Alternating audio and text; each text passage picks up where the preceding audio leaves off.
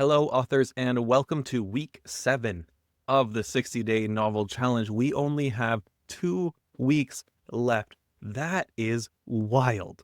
Now, if you're keeping pace with our 50,000 words in a month, if you're keeping pace with the challenge itself, then you'll be entering the second half of Act 2 this week. And that is primarily the midpoint and what we call the second plot point that follows. And I want to start by you taking a second to just congratulate yourself.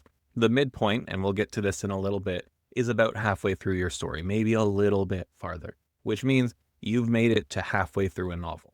That's so cool. Most people who ever think about writing a book never make it this far, so you need to give yourself a serious congratulations. And before we started the writing part of this challenge, I asked you to set up some milestones, some rewards, some ways to congratulate yourself as you move through this. This is a perfect time to reward yourself for all this hard work. There are probably 2 different states you might be finding yourself in.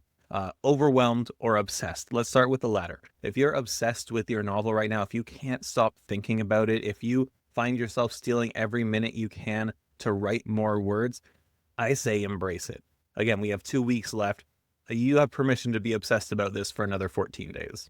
Now, if you're feeling overwhelmed, that's normal too. I don't want you to think that you are the only one feeling overwhelmed by this challenge, by these number of words that we are trying to write in the span of 30 days. Okay, you are not alone in this. If that's you, take a moment to reflect, see what's going on in life, see if your goal still makes sense, see if there are other things that you can take care of to dedicate more time to your writing. And for a lot of people, just forget about that 50,000 word goal. If it's stressing you out too much, if you're too overwhelmed. It was John Steinbeck that said, when faced with 400 pages, just forget about the end. Focus on the page that's in front of you and just embrace that writing. Now, I'm paraphrasing. He said it a little bit differently, and he said it like 100 years ago. So, probably said it with different verbiage as well, but the idea is still the same. Focus on what's in front of you. Focus on that thing that you love doing. Don't let the future stress you out when you should be having fun in the moment. Now, that said, let's dive into what we're talking about this week. Like I mentioned before, we're going to talk about the midpoint and the second plot point.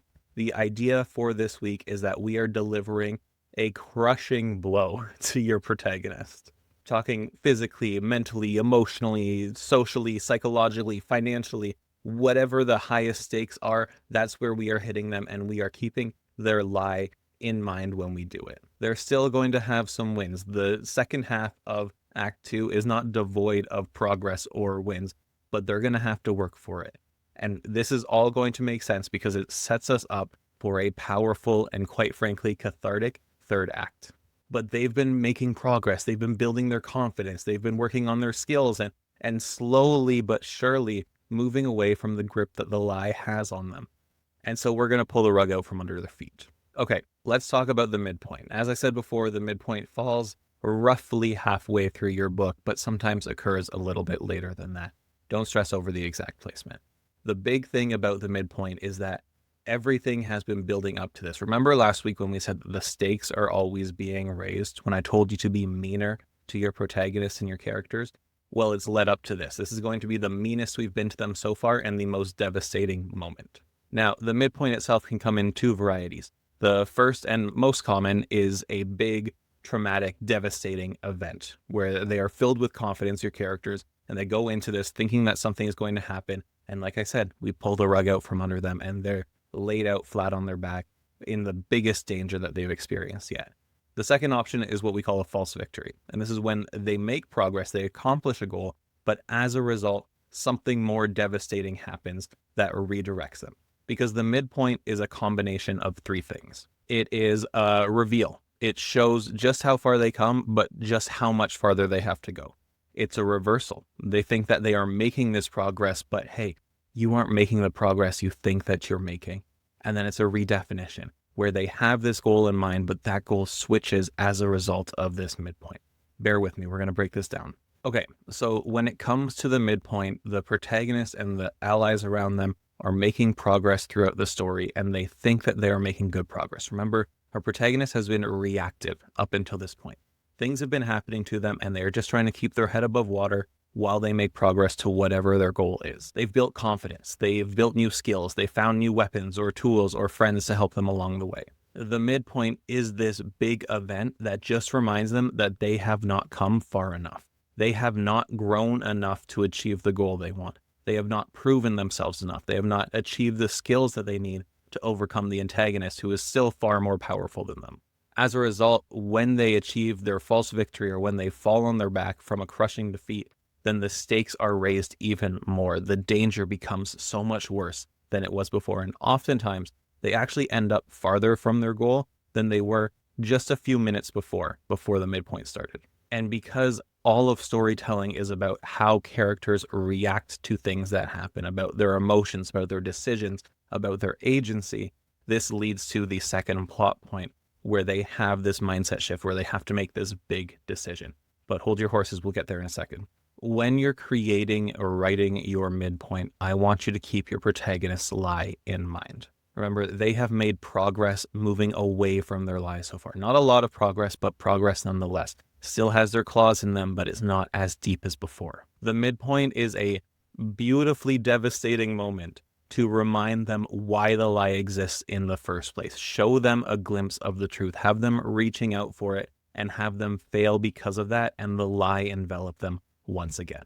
Because this moment is entirely a setback. It is all about negative progress. It's all about coming up short. Your character cannot achieve their goal yet because they have not gone far enough. To that end, I want you to weaponize some of their weaknesses as well. It doesn't just have to be their lie. That is their biggest weakness. It's the most exploitative one. It's the most fun to pick at. But there are other things that you can use in this scene in complement to that, right? It might be skill gaps that they still have because they haven't learned how to wield a sword enough, or they haven't practiced magic enough. It could be vulnerabilities that they have, right? Kryptonite for Superman, but make it more emotional. What's the emotional kryptonite that we can use? Is it that they always want to martyr themselves, or is it that they're too selfish? And I don't know if it's just me, but I love throwing in a little collateral damage too. Make it so the consequences aren't just for your protagonist. It affects the people around them, the people that they care about as well. All right, and then once we've written the midpoint, once we have that under our belt and we've hurt our protagonist as much as we can, I want you to answer 3 questions. First, what did the midpoint reveal? Was it a betrayal? Was it a highlight on their shortcomings and their skill gap? Was it a new truth revealed, or a new possibility, or a new threat? Next, what scarier danger are they moving towards now? Even if it's the same goal that they have, the same threat that they are trying to face, the stakes are substantially raised as a result of the midpoint. So what does that look like? Why are they more stressed and overwhelmed and in danger than ever?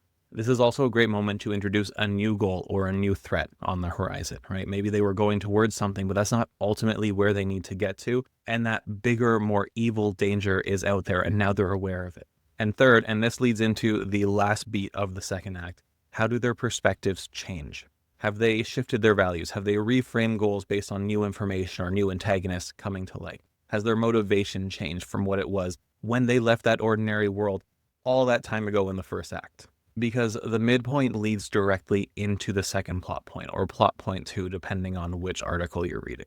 This is where we give our characters that sequel moment, that time to react, to breathe, to feel the emotions that came up because of the midpoint, and to adjust for what they're going to do in the third act. And this is a crucial moment. As fun and devastating as the midpoint is, this is equally as important because it gives us, the reader, a chance to breathe with them, to understand why this hurts so much, and to really feel with the characters. It also gives us a chance to understand where they're going next and why they are going there. The important thing is, in this plot beat, you do not want to lose a sense of urgency. It's not like they have all day for the next month to just dilly around and do nothing but mope. It's during this plot beat, just after the midpoint, when they start to undergo this mindset shift, triggered by that devastating event. Before the midpoint, remember, they were reactive. They were learning about the new world. They were trying to cope with their understanding of things that they had never encountered before. After the midpoint, whatever you decide to throw at them during that, they decide to go on the offensive. They decide to be proactive instead. This is a big deal for your character, okay? And it's not like they have this thought that's like, I'm going to be proactive now. No, it's not like that. We're going to show how they do that. But instead of just trying to stay up to keep their head above water, they are now moving purposefully towards their goal with renewed motivation because of what happened in the midpoint. Now, there are a few ingredients that I want you to include in your second plot point, which is going to span a number of scenes or chapters. First, dial in on those emotions and show them, right? Show us their grief. Show us their rage when they punch through the drywall, when they're screaming at their best friend. Show us their sadness. Show us how exhilarated they are to take this fight to the antagonist. Show us their dread in the face of what just happened. And, shameless plug, we do have a fantastic show don't tell course over at W Academy that you should definitely check out. I'll drop the link for that in the description. The second plot point is also where they take the time to strategize about what's coming next. They create their plan. They discuss with their friends and allies and potentially enemies that have come over to their side now. And remember, this is where we're really showing that they're proactive. This is where they're thinking ahead. This is where they're taking everything that they've learned up until this point that was not sufficient and repurposing it for this new plan of attack. And the last ingredient you need in your second plot point is that sense of urgency. It could be a literal ticking clock or something else, but you need something that stops them from being complacent. Because sitting around moping all day, planning for too long, that's lethal for your book. That is a kill shot that gets readers to put the story down because you had such an emotionally charged moment and fallout with the midpoint and second plot point. You need to push them forward. So what is it? Is it a time pressure? Is it that there's compounding threats that are going to make things too dangerous or too overwhelming for them? Only you can answer that because it's your story, but think about what is driving them forward from this plot beat into the third act. It's okay if their plan is flawed, and it's okay if they make some mistakes and have some losses still. Remember, the lie still has a grip on them, and in fact, it's stronger than it was earlier in the second act because of the midpoint. But despite that, they are still charging forward. So the lie is going to color the strategy, it's going to color their actions, and it's still going to be tested again and again until we get to that climactic moment in the third act. Just like the rising action, you're going to have some wins, you're going to have some try-fail cycles as we move towards Act 3. Because we're still in the second act, and I want to just drop a couple reminders as we wrap up this lesson for the week. Remember that the stakes are still continually increasing. It's not going to be such a devastating or emotionally charged moment as the midpoint until we get into that third act. But the stakes still keep going up. We're still telling a story. We're still in the second act. And as your protagonist becomes more proactive and embraces this confidence or this determination, we're going to give them the wins to bolster them up because, of course, in the third act, we're going to lay them low again in the most devastating way possible. But that's a lesson for next week. So take some time this week to think about and write your best midpoint. How can you hurt them in the best way possible that exposes the lie and makes it wrap themselves around your character even more? Think about what's revealed. Think about how their goals and motivations change. Think about the collateral damage you can do. And always, always, always focus on the emotions that come from it. Focus on how your character feels and what the fallout is for them and those around them, and show that to the reader. Because I just want to reiterate that when you're done this week, when you've written the midpoint and the second plot point, you are almost done your book. Even if you aren't aiming for 50,000 word novel, you have made substantial progress so far, and that needs to be congratulated. You are doing a fantastic job. Don't forget to join us for our daily writing sprints throughout the week here on our channel. Make sure you're subscribed so you don't miss next week's lesson, our daily tips, our live shows, or any of the other great stuff we're doing here. And be sure to check out W Campus, link down below, for a community of thousands of authors just like you who want to write their best stories. Over on campus, all kinds of writers, dabblers and non-dabblers alike, are setting up sprints. They're getting feedback from one another. They're encouraging each other. They're sharing playlists and pet photos. It's a fantastic time, and I might be biased, but I think it's the best writing community on the internet. And then that's it. I'll see you next week where we finish your book.